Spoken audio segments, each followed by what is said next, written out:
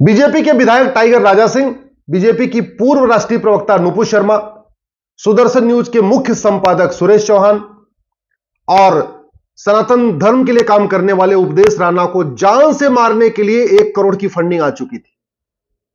पाकिस्तान से पैसा आया इन 4 लोगों की जान लेने के लिए।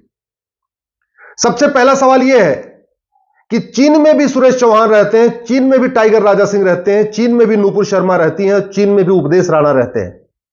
तो चीन में जो लोग रहते हैं उनको मारने के लिए पाकिस्तान से फंडिंग क्यों नहीं आती, और भारत में टाइगर राजा सिंह, नुपुर शर्मा, सुरेश चौहान, उपदेश राणा को मारने के लिए पाकिस्तान से फंडिंग क्यों आती है? दूसरा, भारत में तो इतने सारे न्यूज चैनल है, तो सुदर्शन न्यूज के मुख्य संपादक को ही जान से मारने की धमकी क्यों हो रही, जान से मारने का प्रयास क्यों किया जा रहा है? भारत में तो 4200 विधायक है, तो केवल एक टाइगर राजा सिंह को ही जान से मारने के लिए पूरा तिकड़म क्यों बनाया जा रहा है? भारत में तो 1900 पॉलिटिकल पार्टियां हैं, तो बीजेपी की पूर्व प्रवक्ता को ही जान से मारने का प्रयास क्यों किया जा रहा है? और भारत में हर जितने रिलीजन है सबके अपने अपने संगठन है, तो सनातन जो हिंदू सनातन संघ है उसकी स्थापना करने वाले उपदेश राणा को ही जान से मारने का प्रयास क्यों किया जा रहा है? इसको आपको सोचना पड़ेगा कि क्या कारण है जो हिंदू हित की बात करता है, जो सनातन संस्कृति की बात करता है, जो भारत की संस्कृति की बात करता है, चाहे वो न्यूज चैनल का संपादक हो, चाहे वो प्रवक्ता हो, चाहे वो नेता हो या सामाजिक कार्यकर्ता हो, उसकी जान लेने उसको ही मारने का प्रयास किया जाता है, बाकियों क्यों नहीं? आखिर किसी अंबेडकरवादी को ये जिहादी क्यों नहीं मानना चाहते? किसी समाजवादी को ये जिहादी क्यों नहीं मानना चाहते? किसी कांग्रेसी को ये जिहादी क्यों नहीं मानना चाहते? भारत में किसी माओवादी को जिहादी क्यों नहीं मानना चाहते? बाकी और भी लोग रहते हैं यहां पे, गांधीवाद की बात करने वाले, समाजवाद की बात करने वाले, लोहियावाद की बात करने वाले, अंबेडकरवाद की बात करने वाले, उनको ये जिहादी इन जिहादियों को इनसे कोई दिक्कत क्यों नहीं होती? केवल भारत, भारतीय संस्कृति, भारतीय परंपरा, सनातन धर्म, हिंदू की बात करने वालों को ही खतरा है। दूसरी बात यह भी है कि जो चीन में लोग रहते हैं, चीन में तो ज्यादा मैं देख रहा हूं प्रताड़ना होती है।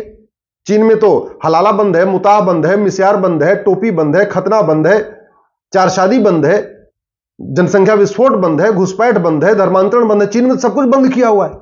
चीन में तो 40 ऐसे नाम भी हैं, वो नाम भी नहीं रख सकते, मोहम्मद नाम भी नहीं रख सकते, अली नाम नहीं रख सकते, सद्दाम नाम नहीं रख सकते, 40 नाम पे भी बैन किया हुआ है। चीन ने तो अपनी पूरी वहां की जो कुरान है उसको मॉडिफाई करा रखा है। तो चीन में क्यों नहीं खतरा है, भारत में खतरा क्यों है?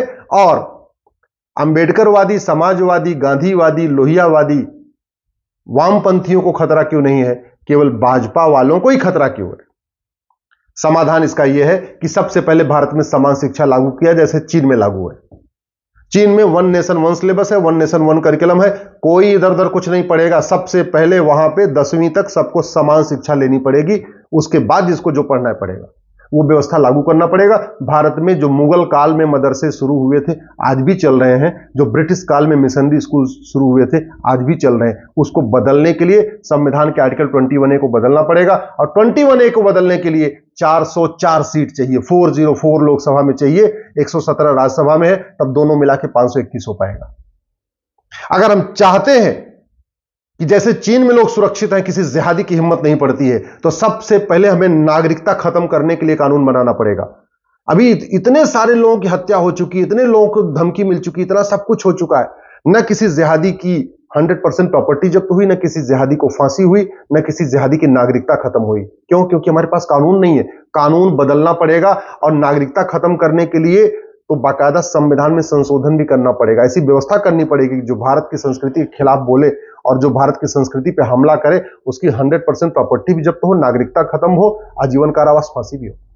ये जो पकड़ा गया मोहम्मद सोहेल उर्फ अबू बकर, ये सोचिए धागा कंपनी में मैनेजर था, 27 साल का है, पढ़ा लिखा है, कोई अनपढ़ भी नहीं है, धागा कंपनी में मैनेजर था।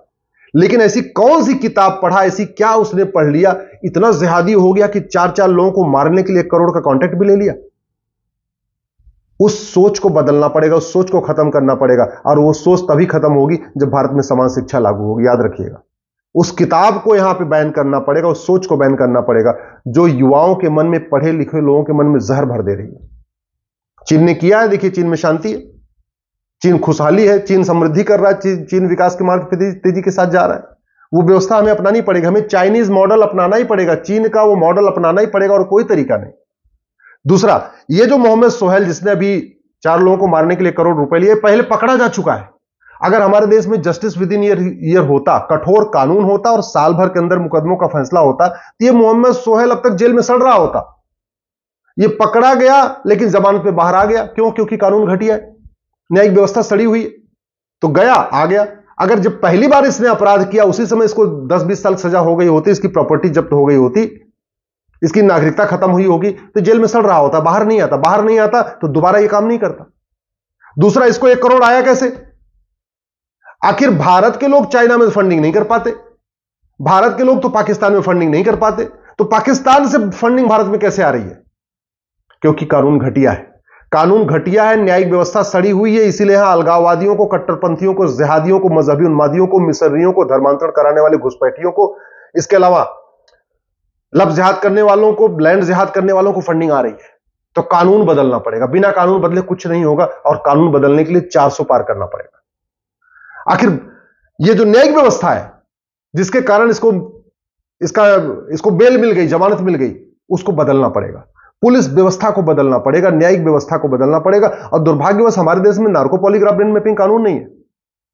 नार्को पॉलीग्राफ ब्रेन मैपिंग कानून हो, 1-2 दिन के अंदर सच पूरा सामने आ जाएगा, हफ्ते भर के अंदर सजा हो सकती है। भारत में पहले जस्टिस विद इन डे होता था, 1 दिन के अंदर मुकदमों का फैसला होता था। जो मुकदमे थोड़े ज्यादा कॉम्प्लिकेटेड होते थे उनका जस्टिस विद इन वीक होता था, यानी 2-3 दिन 2-3 सुनवाई होती